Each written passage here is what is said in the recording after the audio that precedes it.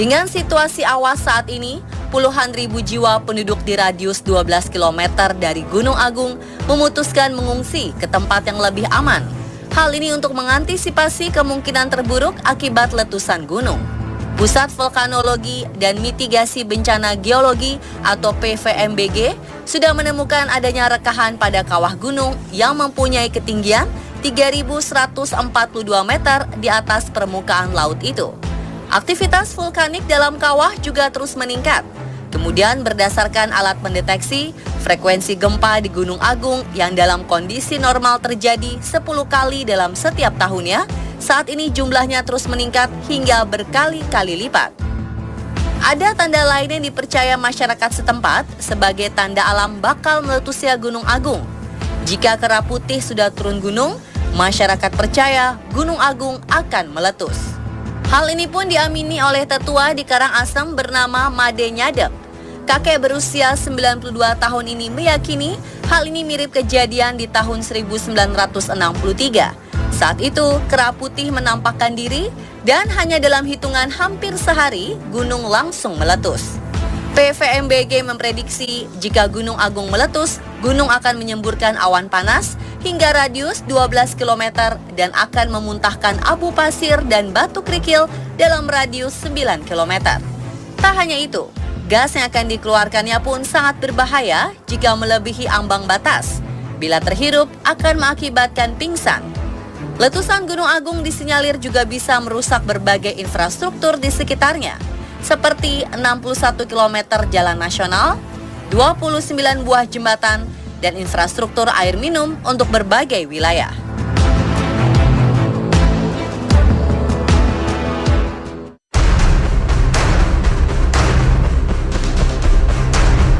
Sebagai salah satu gunung paling eksplosif di Indonesia, Gunung Agung sudah beberapa kali meletus. Menurut catatan sejarah, pada 1808 letusan Gunung Agung melemparkan abu dan batu apung dengan jumlah yang begitu banyak. Uap dan abu vulkanik pun terjadi. Lalu pada 1821 Gunung Agung kembali erupsi. Selang 22 tahun, Gunung Agung kembali meletus pada 1843. Kala itu letusan dimulai dengan sejumlah gempa bumi, muntahan abu vulkanik, pasir, serta batu apung. Setelah erupsi, Gunung Agung tertidur lebih 120 tahun hingga akhirnya Gunung Agung kembali aktif dan meletus pada 1963. Letusan gunung 54 tahun lalu ini dimulai 18 Februari 1963 dan baru berakhir 27 Januari 1964. Letusan dahsyat mengakibatkan 1.148 orang meninggal dunia dan 296 orang luka. Mayoritas para korban tewas akibat awan panas yang menyebar hingga 70 km persegi.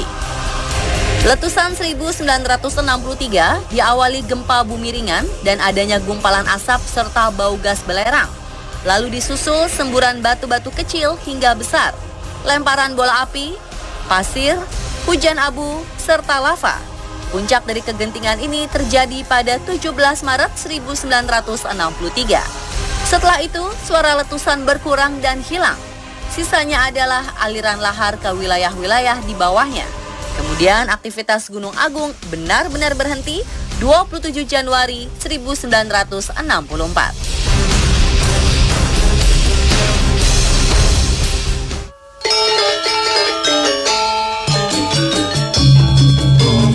Bagi masyarakat Bali, Gunung Agung menjadi salah satu gunung yang disakralkan. Berbagai tradisi dan upacara kerap dilaksanakan untuk menghormatinya.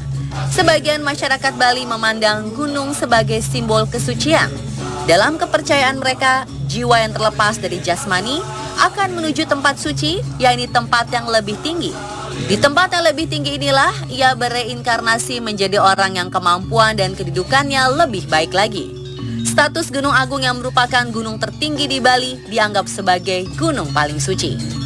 Makna kesucian ini pun akhirnya tak membuat masyarakat khawatir harus tinggal di daerah berpotensi bencana, seperti membangun tempat ibadah di dekat puncak Gunung Agung yang masih aktif.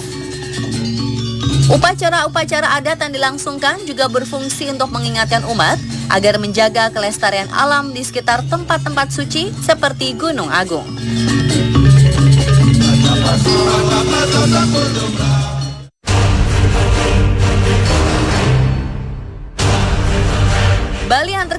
merupakan berbagai objek wisatanya memang sangat menarik perhatian wisatawan lokal dan internasional.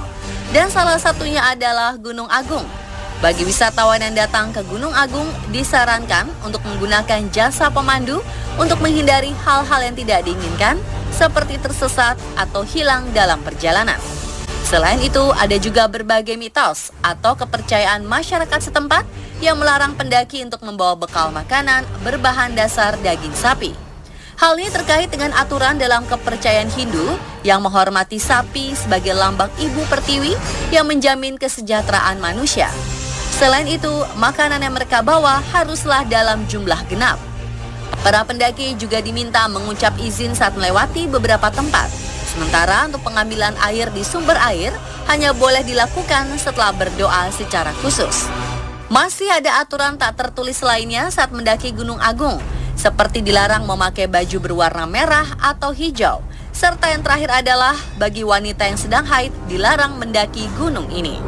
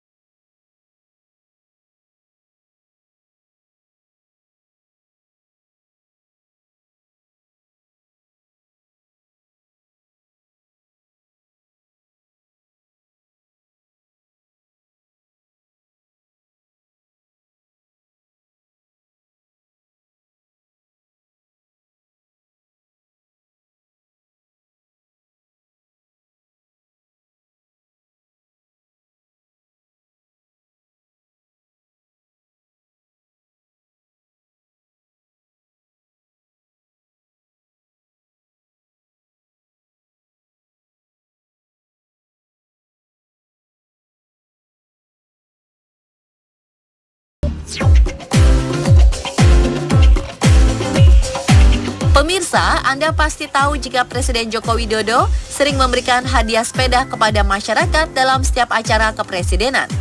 Namun apa ya yang mendasari Jokowi memberikan hadiah berbentuk sepeda? Selanjutnya, di Fakta Unik Sepeda, hanya di On The Spot, tunggu sesaat lagi ya.